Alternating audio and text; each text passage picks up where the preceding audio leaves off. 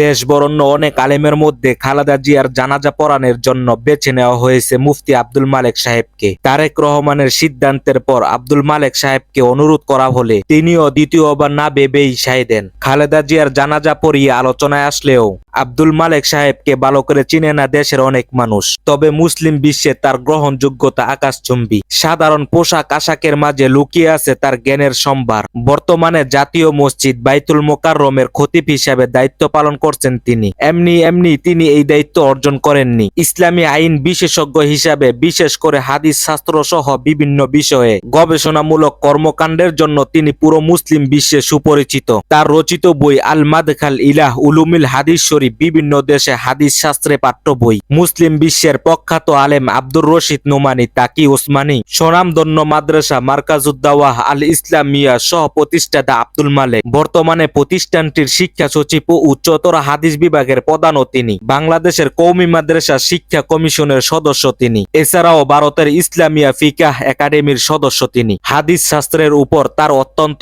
10টি গবেষণামূলক বই রয়েছে। এত জ্ঞান গরিয়ান নিয়ে তিনি যেন মাটির মানুষ।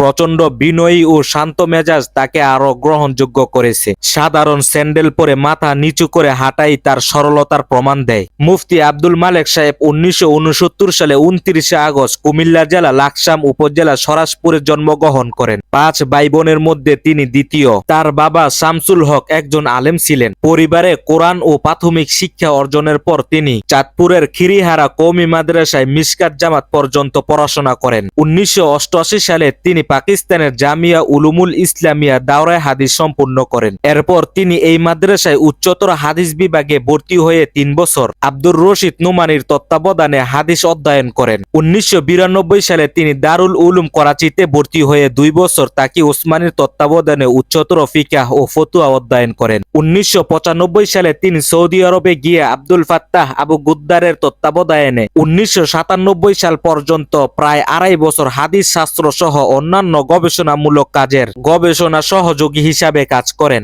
1996 সালে তিনি সহ আরো কয়েকজন আলেম ঢাকায় উচ্চতর শিক্ষা ও গবেষণা প্রতিষ্ঠান মারকাজুদ্দাওয়াহ আল ইসলামিয়া প্রতিষ্ঠা করেন। কওমি মাদ্রাসার সরকারি স্বীকৃতি প্রদানের লক্ষ্যে 2012 সালে বাংলাদেশ কওমি মাদ্রাসা শিক্ষা কমিশন গঠিত হলে তিনি তার সদস্য মনোনীত হন। মুফতি আব্দুল মালেক সাহেব 2019 সালে ইসলামিক ফাউন্ডেশন বাংলাদেশের জাতীয় চাঁদ দেখার উপকমিটি প্রধান মনোনীত হন। লেখক হিসাবেও তার খ্যাতি ছড়িয়ে আছে। আরবি ও বাংলায় তার রচিত গ্রন্থের মধ্যে উল্লেখযোগ্য হল আল মাদখাল ইলাহ উলুমিল হাদিস শরীফ, আল ওয়াজিজ ফি শাইই মিন মুস্তালাহিল হাদিস শরীফ এবং মুহদারাত ফি উলুমিল হাদিস শরীফ। মাওলানা আব্দুল মালেক শুধু বাংলাদেশে বরেণ্য নন, তার পরিচয় ও খ্যাতি ছড়িয়ে পড়েছে পুরো মুসলিম বিশ্বেই। ভারত, পাকিস্তান ও আরবের অনেক প্রখ্যাত আলেম তার যোগ্যতার স্বীকৃতি দিয়েছেন, তার প্রশংসা করেছেন। সিরিয়ার প্রখ্যাত মুহাদ্দিস শায়েখ আওমান মাওলানা আব্দুল মালেক সাহেবকে মুহাক্কিক আলেম হিসেবে উল্লেখ করেছেন।